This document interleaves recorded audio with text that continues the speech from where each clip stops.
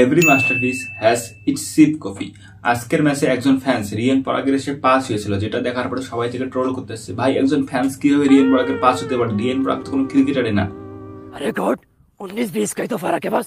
তো আমি তাদেরকে বলতেছি, প্রতিটা ক্রিকেটারের স্বপ্ন থাকে যে একজন ফ্যান্স আছে তার পাস হবে বা তাকে হাক করবে। ভাই এটা একটা প্রতিটা ক্রিকেটারের স্বপ্ন, তো সেরকম রিয়ান পরাগেরও স্বপ্ন আছে, আর সেটাই হয়েছে। इन बच्चों के लिए हम पेड़, पानी और ये जो ग्लेशियर बचा रहे हैं, मैं तो कहता हूँ ग्लेशियर को पिघल जाने दीजिए, ये साले डूब के मर जाएंगे। তো তোমরা যদি এতক্ষণ এটা ভেবেছিলে তাহলে এটা ভুল। আসলে সেই ফ্যান্স রিয়ান পরাগকে বলতেছিল যে ভাই তোমার দ্বারা ক্যাপ্টেন্সি হচ্ছে না, তুমি ক্যাপ্টেন্সি ছেড়ে দাও, অন্য কাউকে ক্যাপ্টেন দাও, তোমার দ্বারা রাজস্থান রয়্যালস এর ক্যাপ্টেন্সি হচ্ছে না।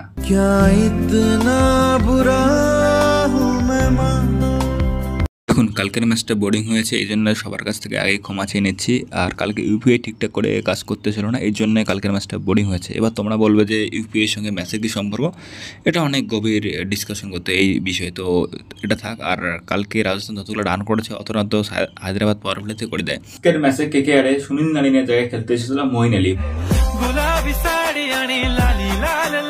বোলিং তো ঠিকঠাক করেছিল, 4 ওভারে 23 রান দিয়ে 2টা উইকেট নিয়েছে। একদম বোলিং তো নারিনের মধ্যে করতেছিল, কিন্তু ব্যাটিং পাওয়ার প্লেকে ভাই ডেথ ওভার বানিয়ে ফেলছে। তো কেকেআর এর চতুর্থ সেঞ্চুরি করতে পারতো কুইন্টন ডিকক, কিন্তু আজকের ম্যাচে জোফরা আর্চার পুরো পরপর 2টা হোয়াইট বল দিয়েছে, যার কারণে কুইন্টন ডিকক সেঞ্চুরি করতে পারেনি। স্পিড অফ দ্য গেমের পুরো এটা পুরো করে দিয়েছে জোফরা আর্চার, নাহলে ভাই আজকে কুইন্টন ডিকক সেঞ্চুরি করতো। কেকেআর ফ্র্যাঞ্চাইজি হিসেবে যেমন প্রতিটা ক্রিকেটারের প্রতি লয়াল, ঠিক তেমনি প্রতিটা ক্রিকেটার কেকেআর এর প্রতি লয়াল। যেমন নীতিশ রানা আজকের ম্যাচে 8 রান করেছে 9 বলে।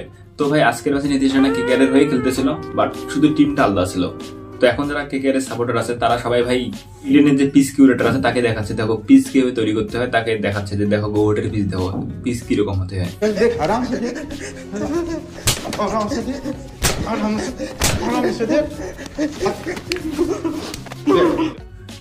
তো ভিডিও এতটুকুই, চ্যানেলে নতুন হলে সাবস্ক্রাইব করে দিও, বাই।